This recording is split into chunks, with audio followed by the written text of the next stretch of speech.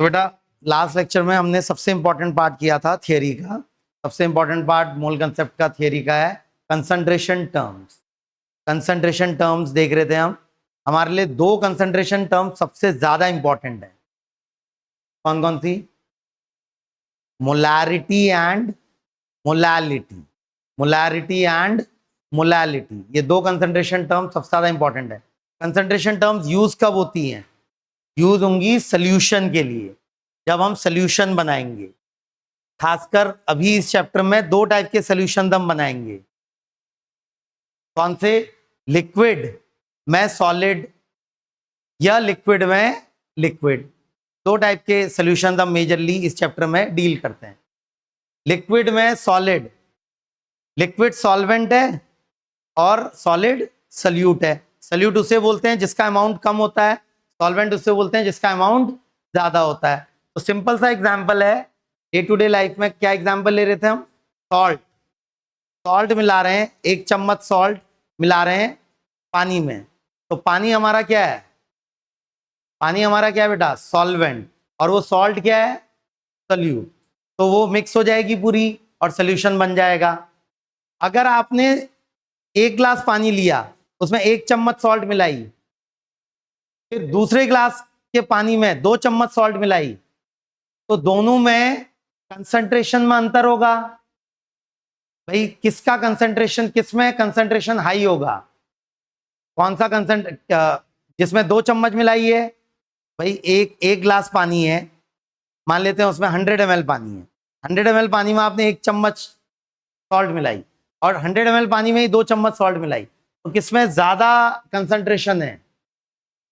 दो चम्मच जिसमें मिलाई आपने। तो कंसंट्रेशन हमें बताएगा कि गिवन सॉल्यूशन में सल्यूट कितना ज्यादा प्रेजेंट है। अगर बराबर अमाउंट लिया मैंने सॉल्यूशन का, सेम तरीके के सॉल्यूशन में प्रिपेयर कर सकता हूं, सेम सॉल्वेंट सेम सॉल्यूट लेके, बट कंसंट्रेशन अलग अलग हो सकती है।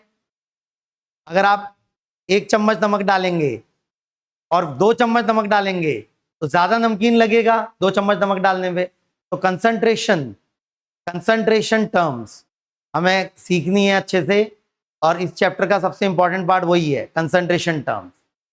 तो बहुत सारी कंसंट्रेशन टर्म्स की हम बात कर रहे थे, अलग अलग कंसंट्रेशन टर्म्स की हमने बात की थी।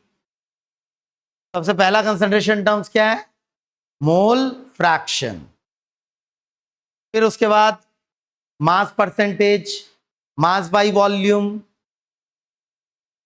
ठीक है, अलग अलग कंसंट्रेशन टर्म्स, लेकिन जो सबसे ज्यादा इंपॉर्टेंट है, 3 इंपॉर्टेंट है, एक मोल फ्रैक्शन, एक मोलैरिटी और एक क्या है? मोलैलिटी।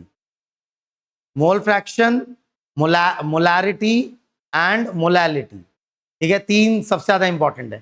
तो मोल फ्रैक्शन की डेफिनेशन हमने सीखी थी। Mole fraction is simply mole upon mole. Mole का फ्रैक्शन, इस चीज का फ्रैक्शन क्या होता है? समथिंग अपॉन समथिंग, सेम चीज ना, न्यूमरेटर में भी डिनोमिनेटर में भी। तो मोल फ्रैक्शन की सिंपली डेफिनेशन क्या है बेटा? मोल फ्रैक्शन ऑफ सोल्यूट क्या हो जाएगा? Moles of solute upon moles of solution. And mole fraction of solvent क्या हो जाएगा? Moles of solvent upon moles of solvent upon moles of solution. तो मोल फ्रैक्शन सिंपल है। फिर मास परसेंट का मतलब mass upon mass of solute upon mass of solution. ध्यान रखेंगे, हर कंसंट्रेशन टर्म में डिनोमिनेटर में सोल्यूशन आता है एक्सेप्ट मोलैलिटी, आखिरी वाली जो हम पढ़ते हैं। उसके अलावा सब में डिनोमिनेटर में क्या आता है? सोल्यूशन। मोलैलिटी के डिनोमिनेटर में क्या आता है? सॉल्वेंट। बाकी सब में सोल्यूशन आएगा। तो व्हाट इज मास परसेंटेज बेटा? मास परसेंटेज की डेफिनेशन, मास अपॉन मास। किसका मास अपॉन किसका मास? सोल्यूट का मास अपॉन सोल्यूशन का mass multiplied by 100, that will be mass percentage. Mass per unit volume, mass by volume percentage क्या होगा? Numerator में किसका मास होगा बेटा? सोल्यूट। सोल्यूट से मतलब है हमको डिनोमिनेटर में किसकी वॉल्यूम होगी? सोल्यूशन। बट यूनिट का ध्यान रखेंगे, मास होना चाहिए ग्राम में और वॉल्यूम होनी चाहिए मिलीलीटर में। That multiplied by 100, that will give mass upon volume percentage. Volume by volume तो सिंपल है, volume of solute upon volume of solution, solvent नहीं, वॉल्यूम ऑफ सोल्यूशन इनटू 100। दोनों वॉल्यूम सेम यूनिट में होनी चाहिए ऑब्वियसली। एमएल में है तो नीचे भी एमएल में होना चाहिए। ग्राम पर लीटर भी यूनिट से समझ में आ रहा है। ग्राम पर लीटर का क्या मतलब है? ग्राम पर लीटर दिया होगा आपको कंसंट्रेशन, तो मतलब इतना ग्राम 1 लीटर वॉल्यूम में है सोल्यूशन की। जैसे आपको कंसंट्रेशन दे दी कि मेरा गिवन जो सोल्यूशन है उसमें कंसंट्रेशन है 5 ग्राम पर लीटर, 5 ग्राम पर लीटर। इसका मतलब 1 लीटर सोल्यूशन में कितना ग्राम सोल्यूट डाला है आपने? 5 ग्राम सोल्यूट डाला है। जैसे आप 5 ग्राम नमक लेके 1 लीटर पानी में डाल दें तो ग्राम पर लीटर। ppm इज पार्टिकल पर मिलियन। ये कम यूज होगी, कभी कभी यूज होती है, लेकिन हमारे लिए जो सबसे ज्यादा इंपॉर्टेंट थे वो क्या थे बेटा? क्या थे? Molarity and molality. यही दो सबसे ज्यादा इंपॉर्टेंट है हमारे लिए। बार बार हमें इन्हीं में डील करना पड़ेगा। डेफिनेशन क्या है मोलैरिटी की? मोल्स। पहली बात मोल्स आएंगे। न्यूमरेटर में क्या है? Moles of salute. न्यूमरेटर में सल्यूट ही आना है ना हमेशा। न्यूमरेटर में हमेशा क्या आना है बेटा? सल्यूट। डिनोमिनेटर में क्या आना है? सल्यूशन। केवल एक में डिनोमिनेटर में सॉल्यूशन नहीं आएगा। इसमें डिनोमिनेटर में सॉल्यूशन नहीं आएगा? मोलैलिटी में। बाकी सब में डिनोमिनेटर में सॉल्यूशन आएगा। तो मोलैरिटी, मोलैरिटी न्यूमरेटर में क्या है बेटा?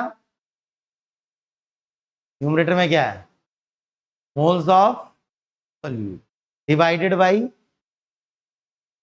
बाई मास या वॉल्यूम? वॉल्यूम बेटा, volume, volume of solution in litre.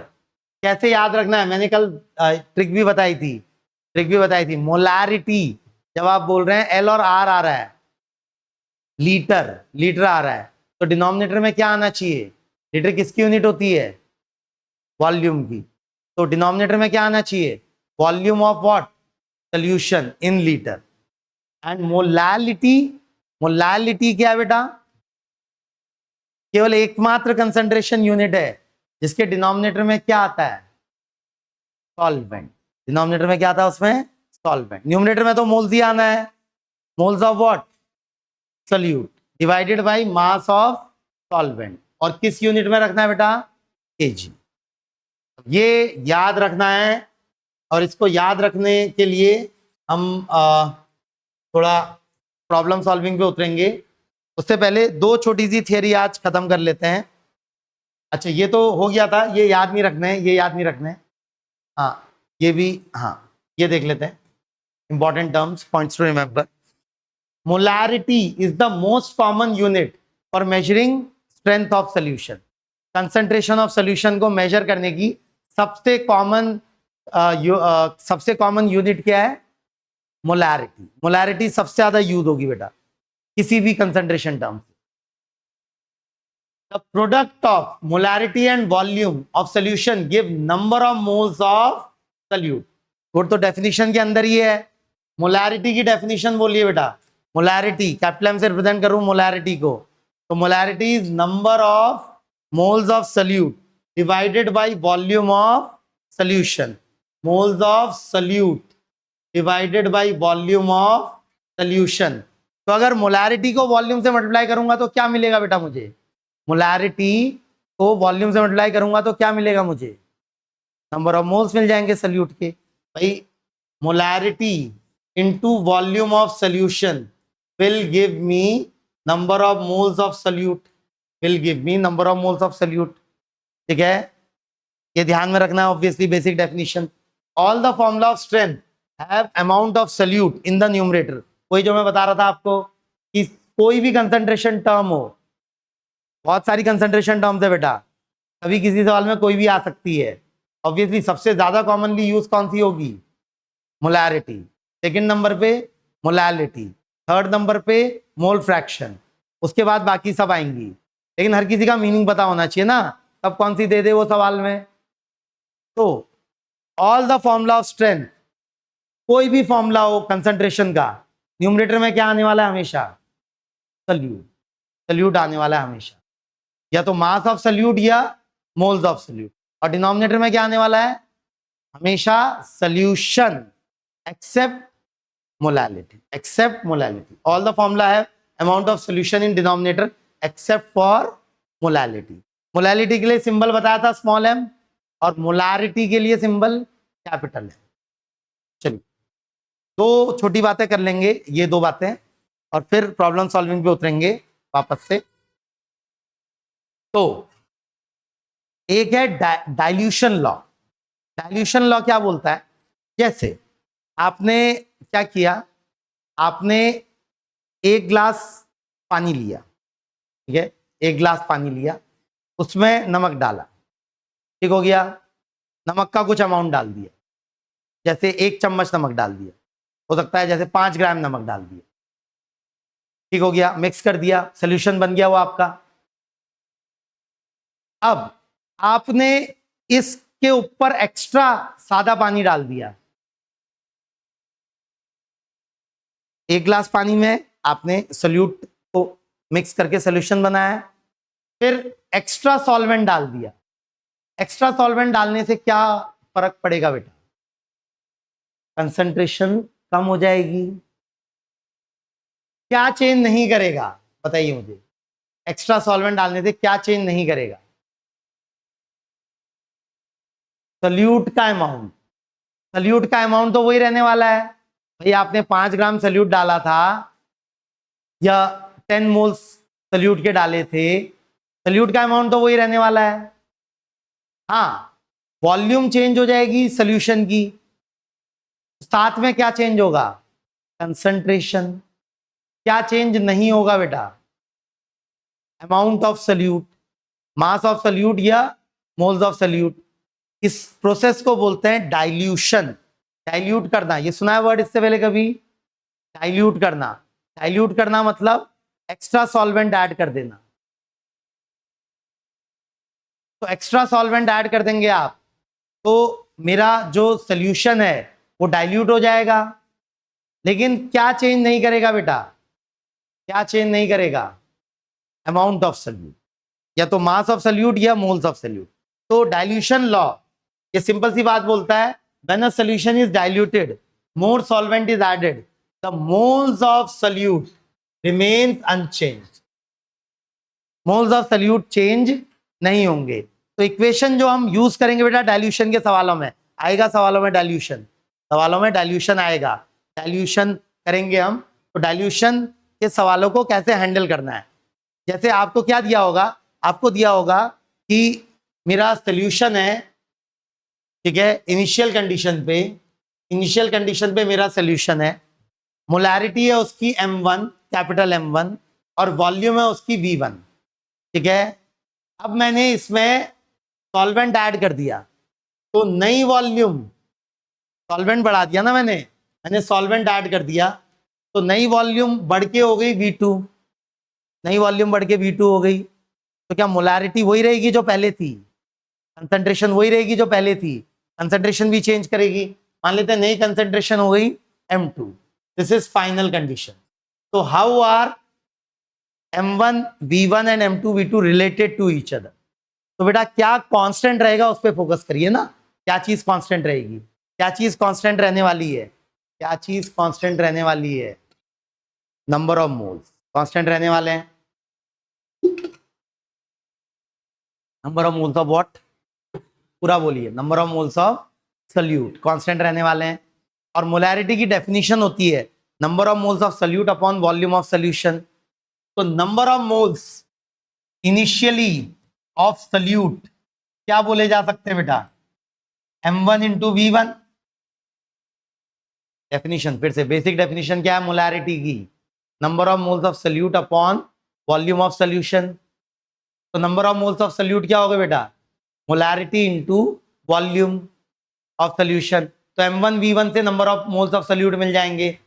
Final condition पे क्या हो गए, n final of solute, n final of solute हो जाएगा M2V2।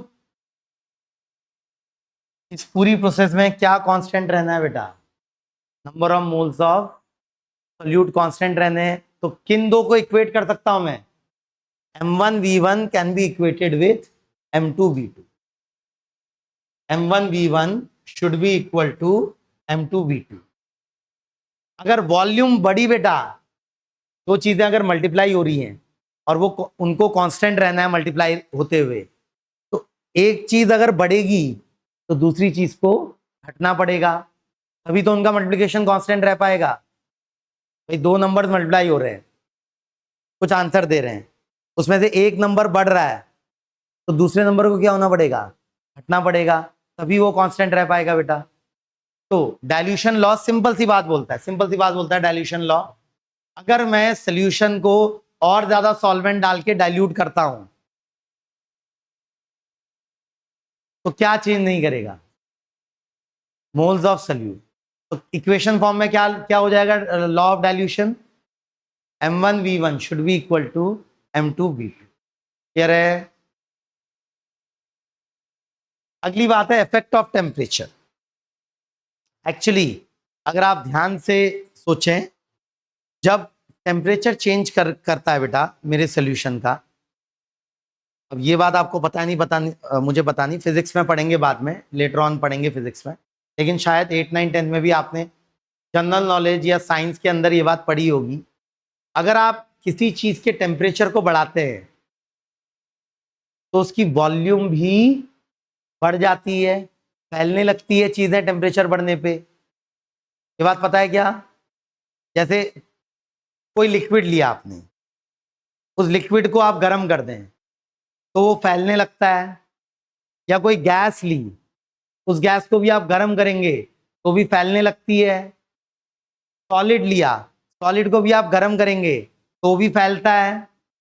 सॉलिड में इतना कम फैलेगा कि हमारी आंखों को वो नजर नहीं आ पाता, लेकिन हर चीज टेम्परेचर बढ़ाने पे फैलती है। मतलब टेम्परेचर बढ़ाने पे वॉल्यूम क्या होती है बेटा, बढ़ती है, लेकिन मास चेंज नहीं करता। क्या क्या चेंज करती है वॉल्यूम बढ़ाने, टेम्परेचर बढ़ाने पे, वॉल्यूम, सब्सटेंस की वॉल्यूम बढ़ती है, बट मास तो उतने का उतना ही रहेगा। भाई आपने गैस ली एक, ठीक है, गैस ली एक, बलून के अंदर गैस ली फॉर एग्जांपल, फिर आपने उस गैस को गर्म करने लग गए तो बलून फूलने लगेगा, बलून फूलने लगेगा, लेकिन अमाउंट ऑफ गैस या मास ऑफ गैस तो उतना ही रहेगा, मोल्स ऑफ गैस या मास ऑफ गैस उतने ही रहेंगे। तो टेम्परेचर की वजह से वॉल्यूम चेंज होती है, लेकिन क्या चेंज नहीं होता बेटा, मास। तो यहां पर से आप एक इंपॉर्टेंट बात भी समझेंगे कि भाई हम ये अलग अलग कंसंट्रेशन टर्म्स क्यों यूज कर रहे हैं। भाई मोलैरिटी, मोलैरिटी देखेंगे, मोलैरिटी क्या थी बेटा, मोलैरिटी क्या थी, moles of solute upon volume of solution, and molality क्या थी, moles of solute upon mass of solvent. भाई ऐसा क्यों कर रहे हैं हम फालतू में, एक ही ले लेते। लेकिन होता क्या है, अगर आप ध्यान से देखें तो अगर टेम्परेचर बढ़ेगा, फॉर एग्जांपल मोल्स तो चेंज नहीं करेंगे, लेकिन वॉल्यूम ऑफ सॉल्यूशन क्या हो जाएगी, चेंज कर जाएगी, फैल जाएगा सॉल्यूशन। तो volume of solution, volume of solution, volume of solution will increase, volume of solution बढ़ जाएगा बेटा, क्या बात समझ रहे हैं, volume of solution will increase. अगर टेम्परेचर बढ़ गया तो volume of solution will increase. लेकिन अगर टेम्परेचर बढ़ भी गया तो मोल्स तो कभी चेंज नहीं कर रहे सॉल्यूट के, सॉल्वेंट का मास चेंज करेगा क्या, नहीं, mass of solvent will remain same. तो होता क्या है, molarity temperature dependent concentration term है। अगर टेम्परेचर बढ़ गया, वॉल्यूम ऑफ सॉल्यूशन भी बढ़ गई, तो मोलैरिटी क्या हो जाएगी बेटा, मोलैरिटी क्या हो जाएगी मेरे सोल्यूशन की, मोलैरिटी क्या हो जाएगी मेरे सोल्यूशन की, कम हो जाएगी, डिक्रीज कर जाएगी। लेकिन टेम्परेचर बढ़ा, सेम सोल्यूशन की, मास ऑफ सॉल्वेंट तो चेंज नहीं किया, तो मोलैलिटी, मोलैलिटी क्या होगी, बढ़ेगी घटेगी सेम रहेगी। तो होता क्या है बेटा, ये जो दो हमारी मेजर कंसंट्रेशन टर्म्स हैं, मोलैरिटी एंड मोलैलिटी, इनका अलग अलग यूज है। मोलैलिटी उस जगह यूज की जाती है जहां मुझे टेम्परेचर के चेंज से इफेक्ट को नहीं होने देना है। टेम्परेचर बदलेगा लेकिन उससे मुझे चेंज नहीं होने देना है टर्म्स को। जैसे क्या होता है, थर्मोडायनेमिक्स के एक्सपेरिमेंट होते हैं। थर्मोडायनेमिक्स के एक्सपेरिमेंट्स में सोल्यूशन को मैं गर्म कर रहा हूँ, ठंडा कर रहा हूँ, तो उसमें टेम्परेचर चेंज होते रहता है सोल्यूशन का। तो अगर टेम्परेचर चेंज हो रहा है सोल्यूशन का ड्यूरिंग द प्रोसेस और मेरा कंसंट्रेशन टर्म भी चेंज होने लग जाए तो फिर दिक्कत होती है कैलकुलेशन में। तो थर्मोडायनेमिक्स के एक्सपेरिमेंट में हम कौन सा कंसंट्रेशन टर्म यूज करते हैं, मोलैलिटी। लेकिन बाकी जगह ज्यादा कंफर्टेबल क्या होता है, मोलैरिटी। ज्यादा कंफर्टेबल ऑब्वियसली कौन सा है, मोलैरिटी। ज्यादा कंफर्टेबल मोलैरिटी है। लेकिन कुछ सिचुएशंस में मोलैरिटी टेम्परेचर के साथ बदलने लगेगी और हम कैलकुलेशन में चाहते हैं कि concentration term during the experiment change ना हो, तो हम कौन सी कंसंट्रेशन टर्म यूज करेंगे बेटा, मोलैलिटी। ये समझ रहे हैं, यूटिलिटी समझ रहे हैं मोलैलिटी की। फालतू में डिफाइन नहीं किया बेटा, वो हमने फालतू में डिफाइन नहीं किया है। यूटिलिटी, सबसे बड़ी यूटिलिटी मोलैलिटी की ये है कि टेम्परेचर चेंज करने पर भी मोलैलिटी चेंज नहीं करती है। तो this concentration term is used in thermodynamic experiments. Thermodynamic, ये वर्ड सुना है बेटा इससे पहले? थर्मोडायनेमिक पूरा पूरा चैप्टर है हमारा इसके नाम का, बहुत बड़ा चैप्टर है, बल्कि फिजिक्स में भी है और केमिस्ट्री में भी है, दो दो जगह सेम सेम नाम का चैप्टर, थर्मोडायनेमिक्स। थर्मोडायनेमिक्स का मतलब होता है study of heat, study of heat. हम केमिस्ट्री में भी हीट की स्टडी करेंगे और फिजिक्स में भी हीट की स्टडी करेंगे। तो जब हीट का एक्सचेंज किया जाता है तो टेम्परेचर चेंज करेगा, भाई सोल्यूशन हीट एब्जॉर्ब करेगा या सोल्यूशन हीट रिलीज करेगा तो उसका टेम्परेचर चेंज होगा, और टेम्परेचर चेंज होगा तो मोलैरिटी चेंज कर जाएगी। तो जब थर्मोडायनेमिक एक्सपेरिमेंट किए जाते हैं तो कौन सा कंसंट्रेशन टर्म यूज किया जाता है बेटा? कौन सा, कौन सा वाला कंसंट्रेशन टर्म यूज किया जाता है तब? कौन सा, मोलैलिटी। क्यों, रीजन क्या है उसका? क्योंकि उसमें टेम्परेचर चेंज करने पर भी मोलैलिटी की वैल्यू चेंज नहीं करेगी, कि भाई इनिशियल था फिर फाइनल था, दोनों में मोलैलिटी जो है वही की वही रहेगी। तो it is used in thermodynamic experiments. Thermodynamic experiments में ये यूज होता है। हाँ, तो कौन सा कंसंट्रेशन टर्म कब यूज करेंगे हम? सबसे ज्यादा कॉमनली यूज होने वाला कंसंट्रेशन टर्म क्या है, मोलैरिटी। बट कभी कभी हम मोलैलिटी भी यूज करेंगे, क्योंकि मोलैलिटी की खासियत क्या है, तो टेम्परेचर के साथ चेंज नहीं करती, मोलैरिटी टेम्परेचर के साथ चेंज कर जाएगी। तो यही बात यहां बोली हुई, effect of temperature, volume of solvent increases on increasing the temperature but it shows no effect on mass of solute in the solution, assuming the system to be closed, therefore no loss of mass. The formula of strength of solution which do not involve volume of solution are unaffected by change in temperature. Example, molality. Molality remains unchanged with temperature. The formula involving volume are altered by temperature. जैसे molarity, तो temperature change होने पे molarity change कर जाती है, लेकिन क्या change नहीं करती है, क्या चेंज नहीं करती है, मोलैलिटी। मोलैलिटी बेटा वर्ड सिमिलर है, कंफ्यूज नहीं होना है। Molal, molal, molality, molar is molarity, word similar है इसलिए कंफ्यूज नहीं होना है दोनों में। चलिए पीओएसी बाद में करेंगे, प्रॉब्लम सॉल्विंग पे उतरते हैं। कौन से नंबर की प्रॉब्लम हो गई थी बेटा लास्ट में?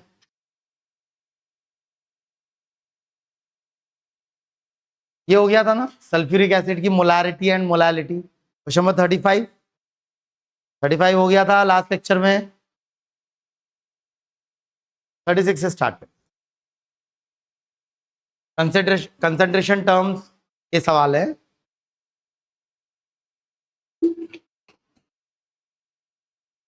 चलिए शुरू करेंगे। Calculate the concentration of nitric acid. Formula जानते हैं नाइट्रिक एसिड का? कोई जानता है फॉर्मूला नाइट्रिक एसिड का? हाँ, क्या? NaNO3। वो सोडियम नाइट्रेट होगा ना बेटा, नाइट्रिक एसिड। हाँ, NH3। NH3 किसका नाम होता है? HNO3।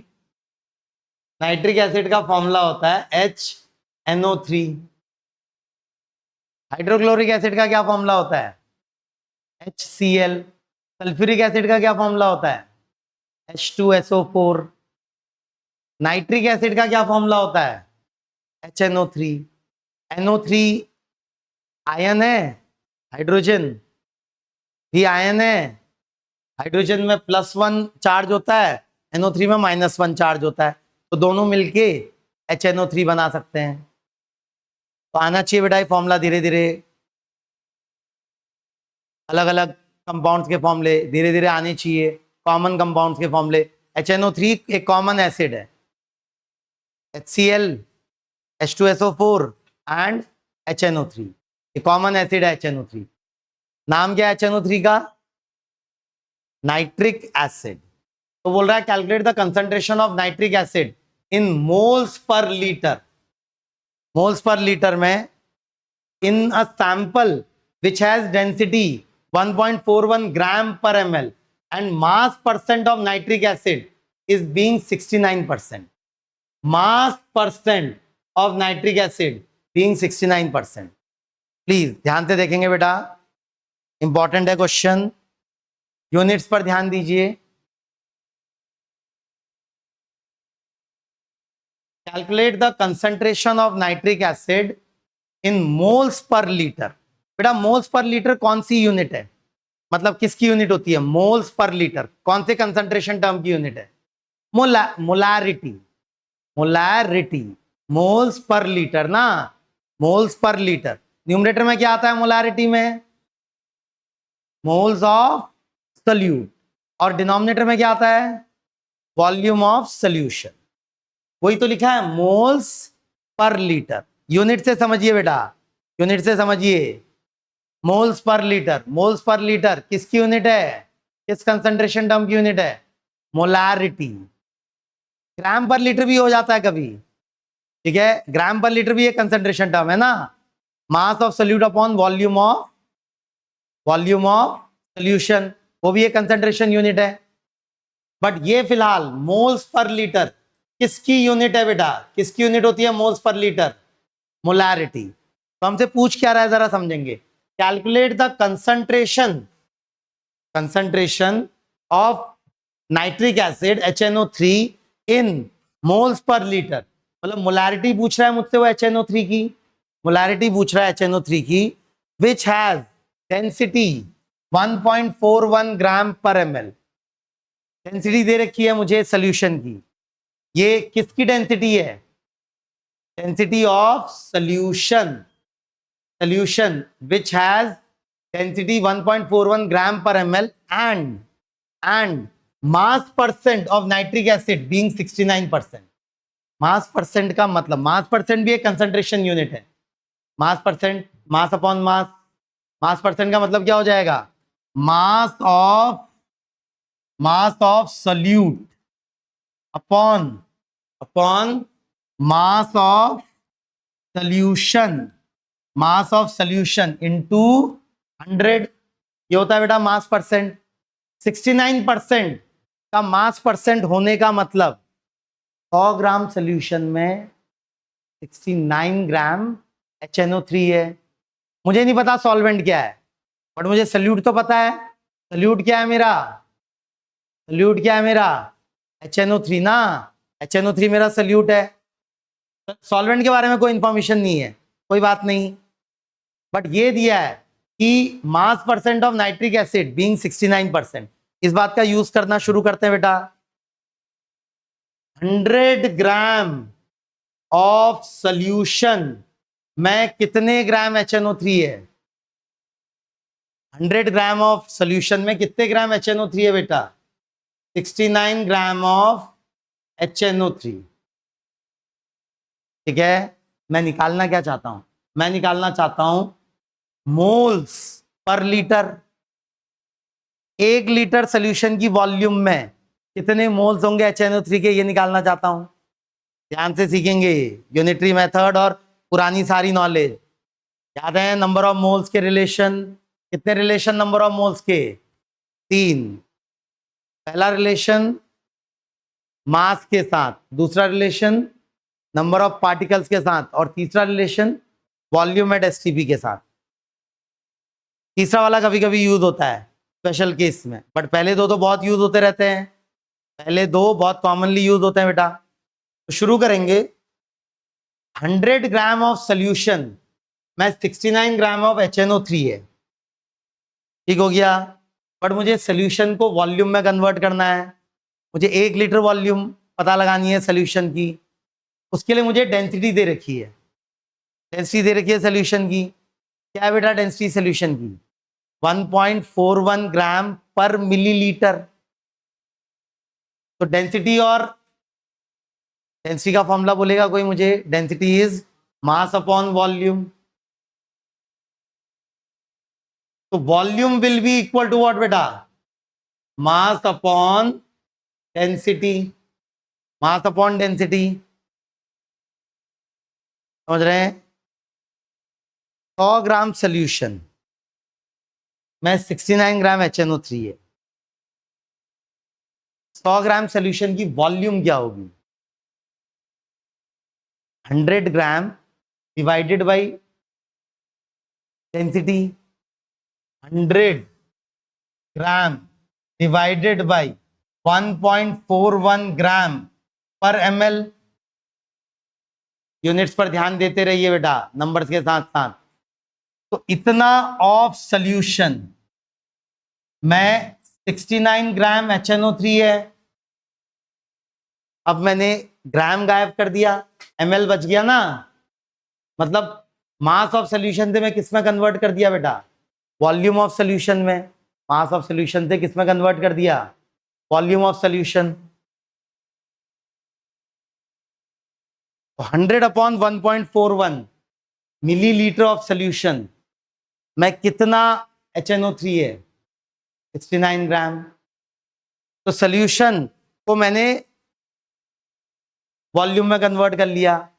मुझे सोल्यूट मास में नहीं चाहिए। सोल्यूट किस में चाहिए मुझे? मोल्स में। सोल्यूट किस में चाहिए मुझे? मोल्स में। अब मोल अपॉन वॉल्यूम निकाल पाऊंगा मैं, moles of solute upon volume of solution. तो 69 ग्राम HNO3 में कितना मोल ऑफ HNO3 है? कितना मोल ऑफ HNO3 है? उसके लिए मुझे HNO3 का मोलर मास निकालना पड़ेगा। HNO3 का मोलर मास ऑफ HNO3 निकालना पड़ेगा बेटा। निकालना पड़ेगा ना? बताइए मुझे HNO3 का मोलर मास। 63। कैसे निकाला बेटा? हाइड्रोजन का 1, नाइट्रोजन का 14। नाइट्रोजन का कितना होता है मोलर मास? 14। याद है? अकेली ऑक्सीजन का 16। बट कितनी ऑक्सीजन प्रेजेंट है यहाँ? 3। तो 3 ऑक्सीजन का 48। प्लीज मोलर मास निकालना वेरी वेरी इंपॉर्टेंट। हाँ, तो HNO3 का मोलर मास कितना हो गया बेटा? HNO3 का मोलर मास 1 + 14 + 48 कितना हो गया इन तीनों का एडिशन? 63। मतलब 63 ग्राम ऑफ HNO3 में 1 मोल है HNO3 का। ना मेरे पास कितना मास है HNO3 का? 69 ना। 69 ग्राम है HNO3 का। मुझे इसको मोल्स में कन्वर्ट करना चाहिए। क्यों करना चाहिए भाई मोल्स में कन्वर्ट? क्योंकि मुझे पूछा है moles of solute upon volume of solvent, volume of solution. तो इसलिए इसको मोल्स में कन्वर्ट करना जरूरी है बेटा। जरूरी है ना। तो कौन सा वाला फॉर्मूला यूज कर लूंगा? पहला फॉर्मूला मोल्स का, बोलिए क्या है पहला formula? Number of moles is mass upon molar मास।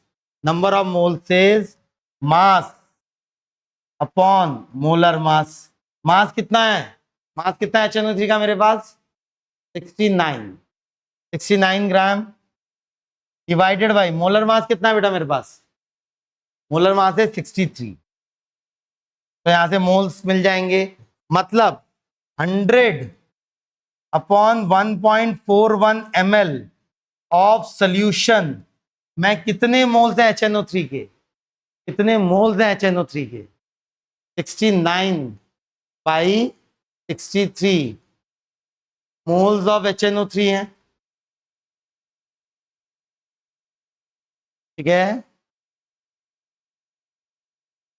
मुझे कितनी वॉल्यूम में HNO3 के मोल्स का पता करना है? 1 लीटर वॉल्यूम में।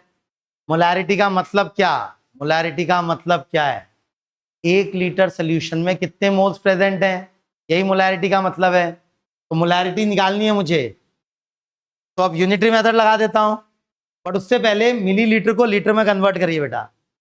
मिलीलीटर को लीटर में कन्वर्ट करना आएगा, कितने से मल्टीप्लाई करना पड़ेगा? यहाँ 10⁻³ याद है? मिली, मिली इज द प्रीफिक्स। कितनी पावर? 10⁻³ तो 100 इंटू 10⁻³ ये हो गया 0.1 upon 1.41 litre of solution will give 69 upon 63, थोड़ा कट हो जाएगा। कितना है? 23 अपॉन 21 ना, 23 upon 21 moles of HNO3। Please बेटा, चैप्टर जब चल रहा था, शुरुआत चल रही थी, तो मैंने क्या बोला था आपको? कौन सी चीज सबसे इंपॉर्टेंट है यहां? इस चैप्टर में सबसे इंपॉर्टेंट क्या है? हाँ, यूनिटरी मेथड है सबसे ज्यादा इंपॉर्टेंट इस चैप्टर में। नहीं बोला था मैंने कभी? सीखा भी था हमने यूनिटरी मेथड। बार बार बार बार ऑलमोस्ट हर सवाल में यूनिटरी मेथड लगाते हैं हम।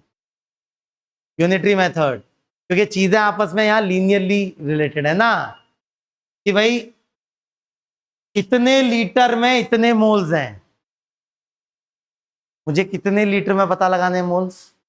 1 लीटर में। तो 1 लीटर, 1 लीटर ऑफ सोल्यूशन में कितने मोल्स हो जाएंगे बेटा? 1 लीटर में कितने मोल्स हो जाएंगे? करना आता है ना। इस पूरे को यहाँ डिवीजन में ले आऊंगा RHS में, तो 23 अपॉन 21 इंटू 0.1 इंटू 1.41। ये समझते हैं? तो ये हो गया 23 इंटू 14.1 डिवाइडेड बाई 21। ठीक है,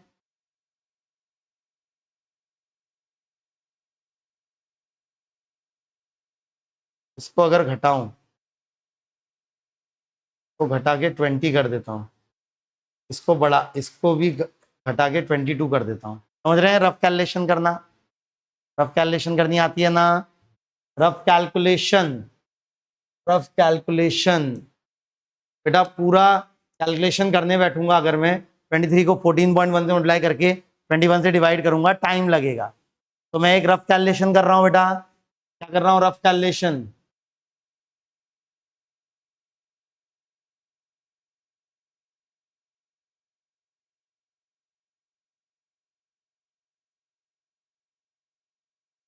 कैलकुलेशन है मेरी 23 into 14.1 divided by 21। Rough calculation, सबसे पहले डिनोमिनेटर में जो एक घटिया नंबर है 21, इसको अच्छे नंबर में कन्वर्ट कर देता हूँ।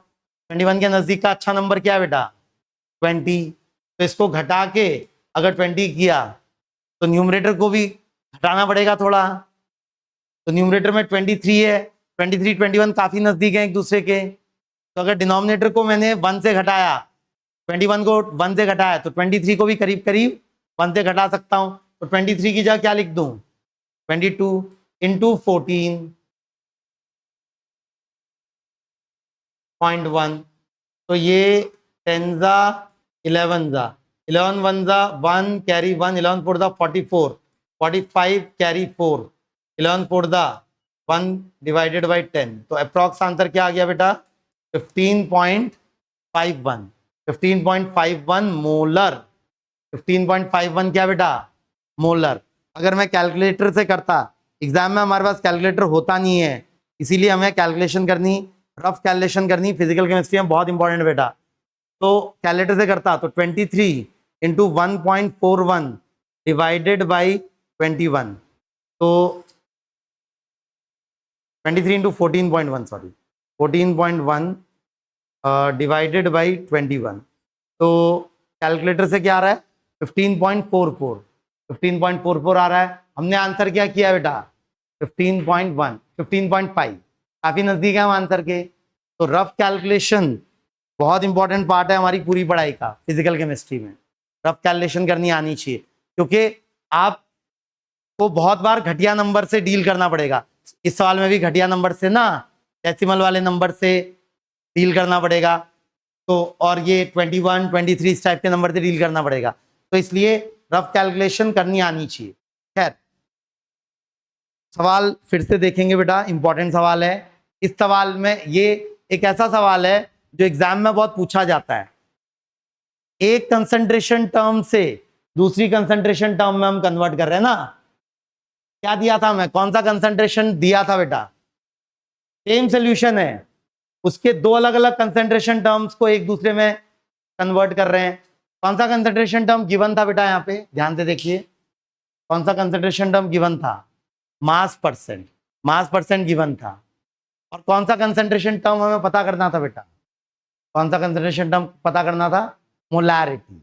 मास परसेंट गिवन था, फिर से मास परसेंट का मतलब क्या, mass of solute upon mass of solvent into 100, mass of solution into 100, मतलब 100 ग्राम सोल्यूशन में कितने ग्राम सोल्यूट प्रेजेंट है। मास परसेंट दिया था 69%, तो हम उसे कैसे लेंगे, 100 ग्राम सोल्यूशन में कितने ग्राम सोल्यूट प्रेजेंट है बेटा, 69 ग्राम।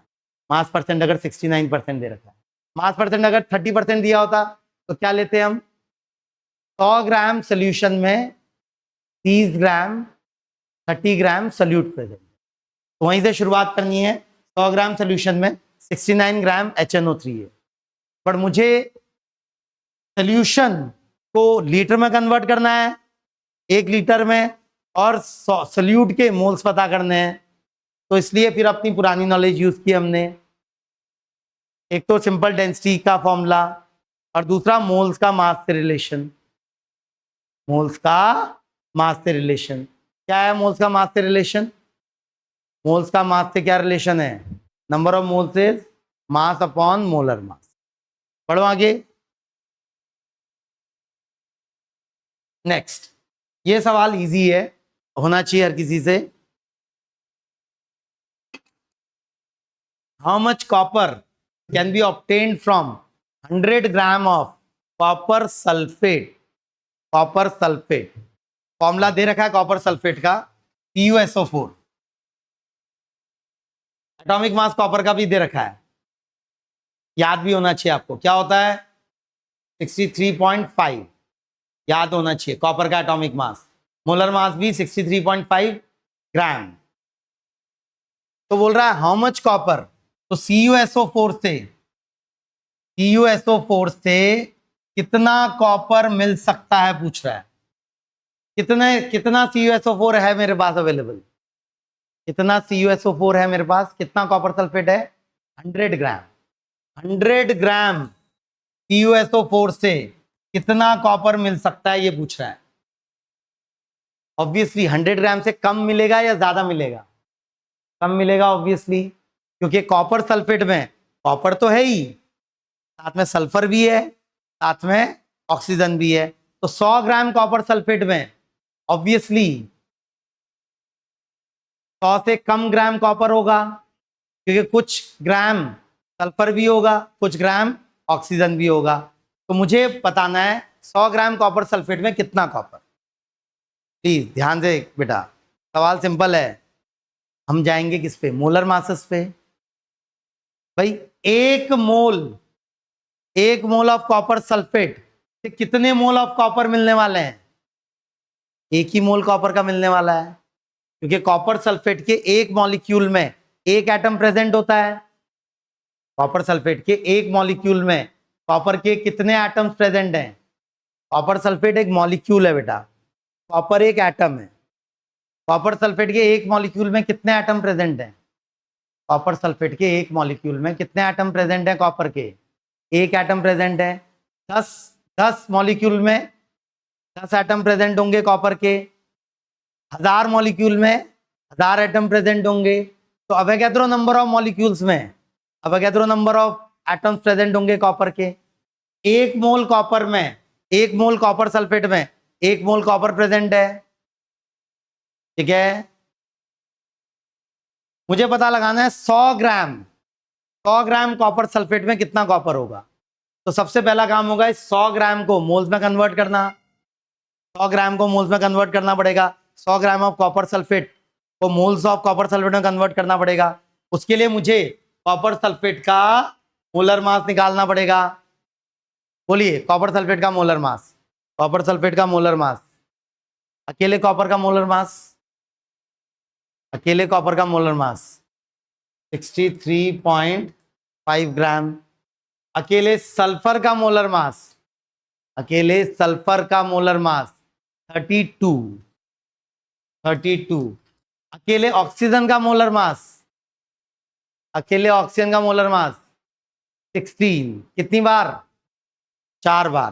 तो 4 × 16, ये कैलकुलेशन करूं अगर क्या आ रहा है बेटा? 16 4 64, 64 प्लस 32 96, 96 प्लस 63.5, 96 प्लस 63.5 कितना हो गया? करिए ना, 96 प्लस 63.5 कितना हुआ? 159.5, 159.5 ये मोलर मास है बेटा। कितने ग्राम एक मोल में है? ठीक है, कितने ग्राम एक मोल में है? अब मैं मोल पे ना भी जाऊं तो भी मैं कर सकता हूं, ध्यान से देखेंगे। या तो मैं ये करूं कि इतना ग्राम है कॉपर सल्फेट का, तो 100 ग्राम में मोल पता करूं तो उतने ही मोल कॉपर के मिलेंगे, फिर कॉपर का मास निकालूंगा। नहीं, इतनी लंबी प्रोसेस करने से ज्यादा इजी प्रोसेस है बेटा हमारे पास, ध्यान से देखेंगे। 159.5 ग्राम ऑफ CuSO4 में कितने ग्राम कॉपर है? 63.5। भाई एक मॉलिक्यूल ऑफ कॉपर में, कॉपर सल्फेट में एक एटम ऑफ कॉपर है ना।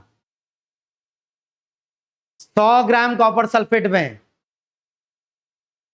63.5 ग्राम कॉपर होगा नहीं होगा? समझ रहे हैं भाई? 159.5 ग्राम कॉपर सल्फेट में 63.5 ग्राम कॉपर होगा, 32 ग्राम सल्फर होगा और 64 ग्राम ऑक्सीजन होगी। मुझे कॉपर के मास से मतलब है, तो बेटा यूनिटरी मेथड देखिए, उसकी इंपॉर्टेंस देखिए। 159.5 ग्राम ऑफ कॉपर सल्फेट में कितना कॉपर है बेटा? 63.5 ग्राम कॉपर है। मुझे कितने CuSO4 में कॉपर पता लगाना है? 100 ग्राम। तो 100 ग्राम CuSO4 में कितना कॉपर होगा? अब यूनिटरी मेथड आता है बेटा, इतने में इतना तो इतने में कितना, तो उसके लिए पहले इतने में इतना, तो 1 में दिस अपॉन दिस, तो 100 में RHS divided by LHS into 100। ये करना आता है यूनिटरी मेथड? कभी नहीं देखा यूनिटरी मेथड आप लोगों ने? सुना भी नहीं कभी नहीं नाम 10th क्लास तक? सुना ही नहीं है यूनिटरी मेथड नाम? हाँ, कितने लोगों ने सुना था 10th क्लास तक यूनिटरी मेथड का नाम? यूनिटरी मेथड नाम ही नहीं सुना कभी, प्रॉब्लम भी नहीं की कभी उसकी।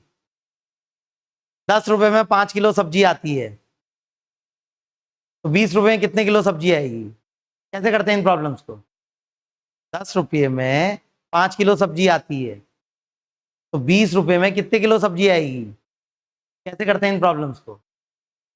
हाँ, कभी नहीं देखी ऐसी प्रॉब्लम्स मैथ्स में? हाँ, तो नाम नहीं सीखा था? हाँ, तरीके का नाम नहीं जानते थे क्या? नाम अलग था, क्या नाम था? Cross multiplication method. ठीक है, नाम से क्या फर्क पड़ता है, तरीका आना चाहिए। नाम क्या है तरीके का? Unitary method. 10 रुपए में 5 किलो सब्जी आ रही है, तो 20 रुपए में कितने किलो सब्जी आएगी, ये निकालने का तरीका क्या है? 10 रुपए में 5 किलो सब्जी, 1 रुपए में 5/10, नहीं, 1 रुपए में 5/10, तो 20 रुपए में 5/10 इंटू 20। नहीं, नहीं बताइए कि भाई अगर मैं बोलूं 10 रुपये में 5 किलो सब्जी आ रही है, मुझे पता लगाना है 50 रुपए में कितने किलो सब्जी आएगी, ठीक है, या 100 रुपए में कितने किलो सब्जी आएगी। तो तरीका क्या है इसके लिए? 10 रुपए में 5 किलो सब्जी, तो 1 रुपए में कितना? 1 रुपए में कितना? ये तो आना चाहिए बेटा। 10 रुपए में 5 किलो सब्जी, तो 1 रुपए में कितने किलो सब्जी? 5/10। 10 को RHS में ले जाऊंगा तो कहाँ आ जाएगा? डिनोमिनेटर में आ जाएगा वो। ये यूनिटरी मेथड क्यों बोलते हैं इसको? एक के लिए निकालते हैं ना हम पहले। 10 रुपए में 5 किलो सब्जी, तो 1 रुपए में, 1 रुपए में कितनी? 1 रुपए में कितनी? 5/10 किलो सब्जी। अब कितने में भी निकाल लीजिए, 50 रुपए में कितनी? 5/10 इंटू 50। 100 रुपीज में कितनी? 5/10 इंटू 100। 1000 रुपए में कितनी? 5/10 इंटू 1000। जितने भी रुपए में निकालना है कि x रुपये में कितनी सब्जी, 5/10 इंटू एक्स। क्या बोलते हैं बेटा इस तरीके को? तरीके का नाम क्या है? Unitary method. क्या है? Unitary method. ऐसा कैसे कि सिखाया नहीं गया ये आपको कभी? मेरे ख्याल से कभी 7th 8th क्लास में सिखाया जाता है ये, नहीं पढ़ाया नहीं गया स्कूल में कभी? पढ़ाया नहीं गया स्कूल में कभी ये तरीका? पढ़ाया था।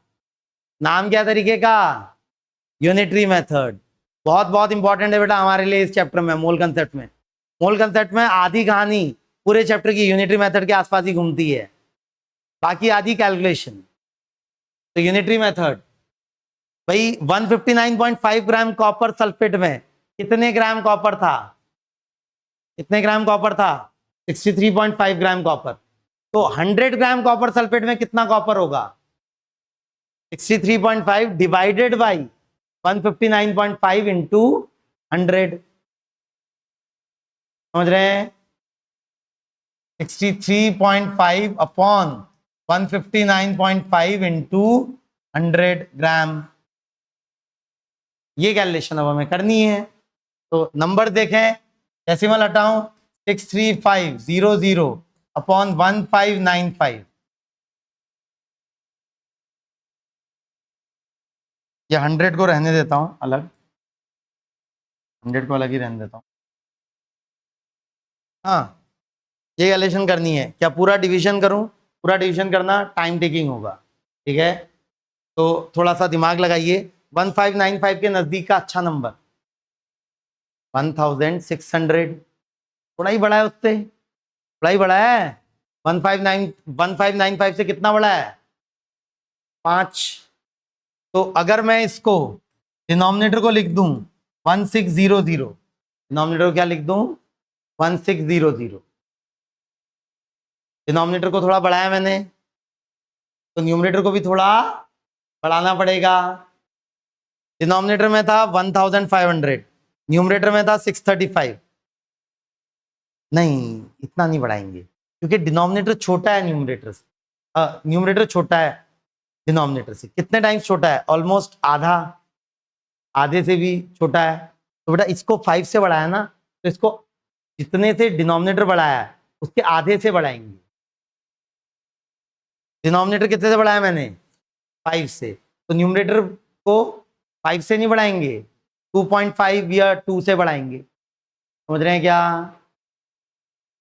समझ रहे हैं? 2 या 3 से बढ़ाएंगे। तो इसको बढ़ा दूं मैं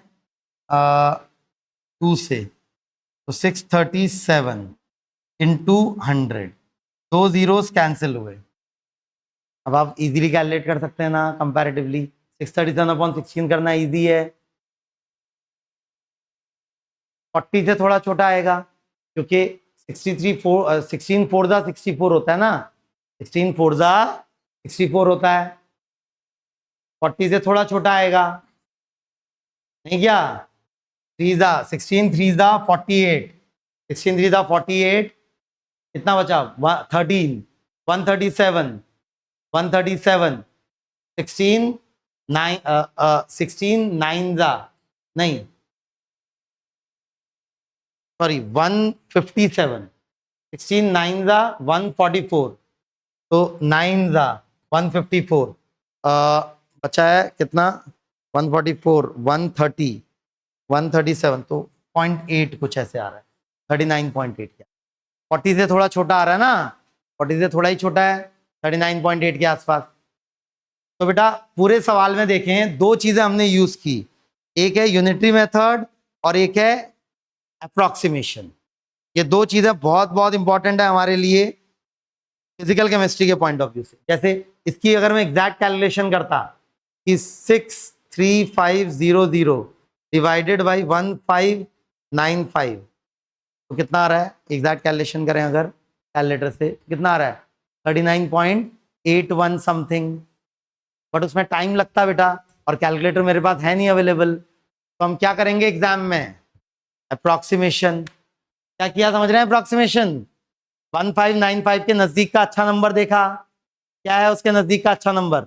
1600 काफी अच्छा नंबर है उसके नजदीक, तो उसको थोड़ा सा बढ़ा दिया, तो न्यूमरेटर को भी थोड़ा सा बढ़ा दूंगा, बट उतना नहीं बढ़ाऊंगा जितना डिनोमिनेटर बढ़ाया, कि डिनोमिनेटर ज्यादा बड़ा था न्यूमरेटर से, तो उसको मैंने 5 से बढ़ाया, तो उसको 2 से बढ़ाया। ठीक है, तो वैल्यू 637/16 40 से थोड़ी सी छोटी आएगी, 39.8। 39.8 क्या बेटा? ग्राम।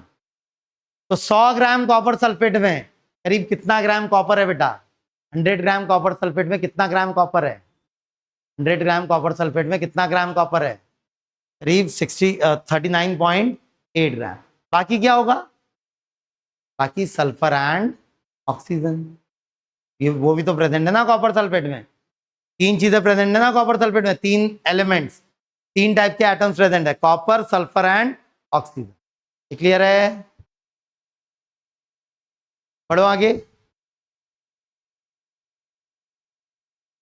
Next, if the density of methanol is 0.793 kg per liter, density दे रखी है, मास पर यूनिट वॉल्यूम दे रखी है, what is the volume needed for making 2.5 liter of its 0.2 molar solution? ये कैप्लम को क्या पढ़ेंगे बेटा? कैप्लम को क्या पढ़ेंगे? मोलर। मोलर 0.25 मोलर सोल्यूशन, मतलब मोलैरिटी मुझे कितनी चाहिए अपने सोल्यूशन की? 0.25 मोलैरिटी चाहिए, तो 0.25 होना चाहिए मोल्स ऑफ मीथेनॉल।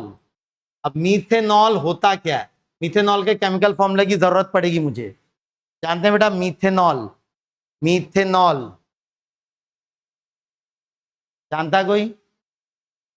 मीथेनॉल, हाँ कोई केमिकल फॉर्मूला बताएगा मुझे मीथेनॉल का? हाँ CH3OH नहीं, मेथ, मीथेन सिंगल कार्बन के लिए यूज होता है मेथ। मीथेनॉल सिंगल कार्बन वाला अल्कोहल, ऑल। अल्कोहल में कौन सा ग्रुप होता है? OH, OH ग्रुप होता है बेटा किसी भी अल्कोहल में। तो मीथेनॉल का फॉर्मूला क्या होगा? CH3OH। कोई बात नहीं, नहीं पता है कोई दिक्कत नहीं है, बाद में हम सीखेंगे डिटेल में। बट ये क्या है? कॉमन कंपाउंड्स है ना, कॉमन कंपाउंड्स के फॉर्मूले पहले से आप सीखते चलेंगे तो ज्यादा अच्छा रहेगा आपके लिए। तो मिथेनॉल का फॉर्मूला मैं बता रहा हूं, क्या है मिथेनॉल का फॉर्मूला? CH3OH, ये मिथेनॉल का फॉर्मूला है बेटा, ठीक है। तो अब शुरू करें। तो बोल रहा है डेंसिटी ऑफ मिथेनॉल इज इतना ग्राम पर लीटर, इतना किलोग्राम पर litre. What is the volume needed to make 2.5 litre of its 0.2 molar solution. मुझे वॉल्यूम ऑफ सोल्यूशन दे रखी है, वॉल्यूम ऑफ सोल्यूशन दे रखी है ना बेटा, वॉल्यूम ऑफ सोल्यूशन दे रखी है, वॉल्यूम ऑफ सोल्यूशन दे रखी है, एंड मोलैरिटी ऑफ सोल्यूशन दे रखी है। वॉल्यूम ऑफ सोल्यूशन दे दी, मोलैरिटी ऑफ सोल्यूशन दे दी। इन दोनों से मैं क्या पता लगा सकता हूं? Moles of solute. मोलैरिटी का फॉर्मूला बोलिए बेटा, मोलैरिटी का फॉर्मूला बोलिए, moles of solute upon volume of solution. तो मोलैरिटी होती है moles of solute upon volume of solution. तो moles of solute, moles of CH3OH हो जाएगा volume which is 2.5 litre into 0.25। Molarity का मतलब ही होता है मोल्स पर लीटर। क्या यूनिट में होती है मोलैरिटी? Moles per litre. तो मोल्स पर लीटर, लीटर से लीटर कटा तो ये आ गया 2.5 इंटू 0.25, कितना हो जाएगा ये? 25 इंटू 25 होता है 625। 625 1 2 3 डेसिमल लेफ्ट को, तो 0.625 मोल्स। तो हमारे पास कितने मोल्स हैं बेटा CH3OH के? CH3OH के कितने मोल्स हैं मेरे पास? कितने मोल्स हैं मेरे पास CH3OH के? 0.625 मोल्स। नाउ डेंसिटी दे रखी है, तो what is the volume needed for making, volume of what volume needed, volume of CH3OH। क्योंकि ये क्या है बेटा, CH3OH भी एक लिक्विड है और सॉल्वेंट भी मेरा लिक्विड होगा, लिक्विड लिक्विड मिलके लिक्विड सोल्यूशन बना रहे हैं। ये जो 2.5 लीटर दे रखी है, किसकी वॉल्यूम दे रखी है बेटा? किसकी वॉल्यूम दे रखी है? पूरे सोल्यूशन की, पूरे सोल्यूशन की वॉल्यूम दे रखी है। और मुझे किसकी वॉल्यूम पूछी हुई है? मेरे सल्यूट की वॉल्यूम पूछी हुई है, CH3OH की वॉल्यूम पूछी हुई है। CH3OH के मोल्स कितने हैं? CH3OH के मोल्स कितने हैं? तो अब CH3OH का मास निकाल लूं अगर मैं, उसके बाद वॉल्यूम निकाल सकता हूं, वॉल्यूम निकाल सकता हूं। डेंसिटी पता है ना मुझे, डेंसिटी का फॉर्मूला बोलिए बेटा। डेंसिटी क्या होती है? डेंसिटी होती है मास अपॉन वॉल्यूम। तो वॉल्यूम क्या होती है? मास अपॉन डेंसिटी। वॉल्यूम हो जाएगी मास अपॉन डेंसिटी। डेंसिटी दे रखी है आपको, मास पता लगा लेते हैं। मोल्स पता चल गए आपको? मास पता लगाने के लिए सबसे पहले इसका मोलर मास निकालना पड़ेगा। बोलिए बेटा, मोलर मास बोलिए CH3OH का, बोलना शुरू करिए। अकेले कार्बन का 12, फिर उसके बाद 3 हाइड्रोजन का 3, 12 प्लस 3, 12 प्लस 3, अकेले ऑक्सीजन का 16, फिर एक हाइड्रोजन और है +1। बोलिए बेटा कितना हो गया ये? 16 प्लस 12 20, 28, 28 प्लस 4 32 ग्राम। तो CH3OH का मोलर मास कितना है बेटा? 32 ग्राम। और मेरे पास कितने मोल्स हैं CH3OH के? 0.625 मोल्स हैं। क्या आप मास ऑफ CH3OH निकाल सकते हैं पहला फॉर्मूला यूज करके? बोलिए पहला formula, number of moles is mass upon molar mass. Number of moles होता है मास अपॉन मोलर मास। तो मास हो जाएगा molar mass into number of moles. तो 32 इंटू 0.625, 32 इंटू 0.625 कितना हो गया बेटा? 32 इंटू 0.625,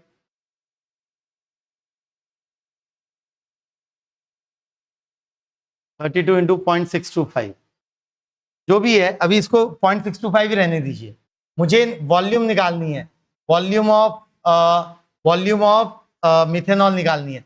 वॉल्यूम हो जाएगा मास upon density.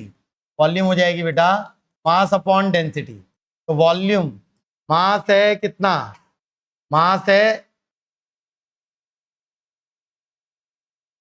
32 into 0.625 divided by density है 0.793। अच्छा, ये मास ग्राम में आया, ये गलती कर सकते हैं आप बहुत ज्यादा, बहुत कॉमन मिस्टेक है। बहुत कॉमन मिस्टेक है यूनिट्स की बहुत कॉमन मिस्टेक है बेटा। तो वॉल्यूम निकालूं तो वॉल्यूम हो जाएगा मास अपॉन डेंसिटी। मास ये इतने ग्राम में है 32 into 0.625 gram divided by density मुझे किलोग्राम पर लीटर में दे रखी है 0.793 किलोग्राम पर लीटर। लीटर ऊपर चला गया। ये गलती करते हैं बहुत बार बेटा, यहाँ ग्राम है या किलोग्राम है, ठीक है, कटेगा नहीं एक दूसरे से। किलोग्राम को 1000 ग्राम लिखना पड़ेगा, किलोग्राम को क्या लिखना पड़ेगा 10 की पावर 3 ग्राम, 10 की पावर 3 ग्राम। और लीटर को लिख देता हूं 10 की पावर 3 मिलीलीटर। ये समझ रहे हैं बेटा, क्या लिख सकता हूं लीटर को 10 की पावर 3 मिलीलीटर। ये 10 की पावर 3 से 10 की पावर 3 कटेगा, ग्राम से ग्राम कटेगा, तो मेरा फाइनल आंसर किस यूनिट में आ जाएगा मिलीलीटर। क्यों किया समझ रहे हैं, लीटर को 10 की पावर 3 क्योंकि डिनोमिनेटर में 10 की पावर 3 आ रहा था, उसको कट करने के लिए। तो ये आ गया 32 इंटू 0.625 डिवाइडेड बाई 0.793 मिलीलीटर। अब फिर से क्या ये डिवाइड करेंगे इससे, इतने घटिया नंबर से डेसिमल गायब करूं तो 32 इंटू 625 डिवाइडेड बाई 793। डिनोमिनेटर में एक घटिया नंबर है 793, इसके नजदीक का कोई अच्छा नंबर आ रहा है दिमाग में 800, बढ़िया नंबर है 800। तो इसको अगर मैं डिनोमिनेटर को 800 कर दूं, ठीक है, डिनोमिनेटर को थोड़ा सा बढ़ा दिया मैंने, 7 से बढ़ाया, 625 को भी बढ़ा देता हूं, बट 7 से नहीं बढ़ाऊंगा, 6 से बढ़ा देता हूं उसको, क्योंकि 625 थोड़ा छोटा है 793 से। तो 32 को 32 रहने देता हूं,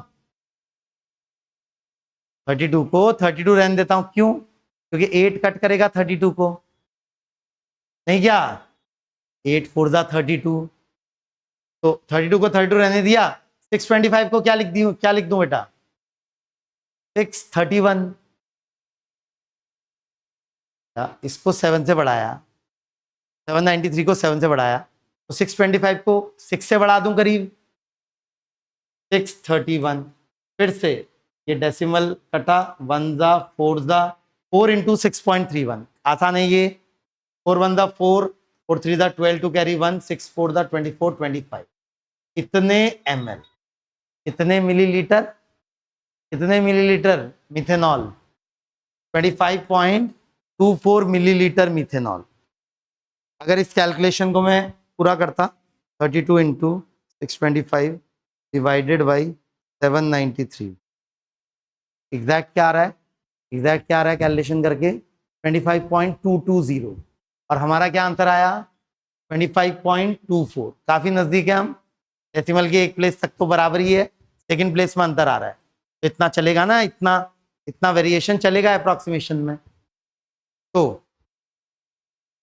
क्या सीखा बेटा इस सवाल से हमने, कंसंट्रेशन यूनिट्स पर ध्यान दीजिए बेटा। कंसंट्रेशन यूनिट्स, यहां पर मोलैरिटी गिवन थी, वॉल्यूम ऑफ सोल्यूशन गिवन थी, उससे मैंने मोल्स ऑफ सोल्यूट पता लगा लिए। सोल्यूट मेरा मिथेनॉल है CH3OH। मोल्स ऑफ सोल्यूट एक बार पता चले तो वहां से मास ऑफ सोल्यूट पता लगा लिया, मास ऑफ सोल्यूट पता चला तो वॉल्यूम ऑफ सोल्यूट भी पता चल जाएगी।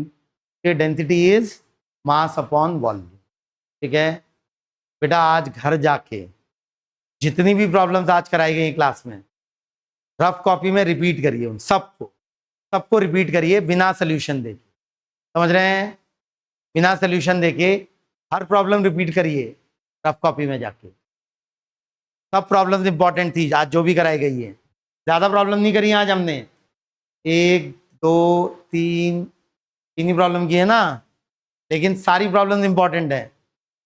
और कंसंट्रेशन टर्म्स को दिमाग में अच्छे से बैठाना बहुत ज़रूरी है। अभी एटलीस्ट 4-5 दिनों के लिए जो कंसंट्रेशन टर्म्स वाली थियरी है उसको हर दिन पढ़िए, हर दिन याद करने की कोशिश करिए उसको, और जो ट्रिक्स बताई गई हैं याद करने के लिए उनको ध्यान में रखिए ना।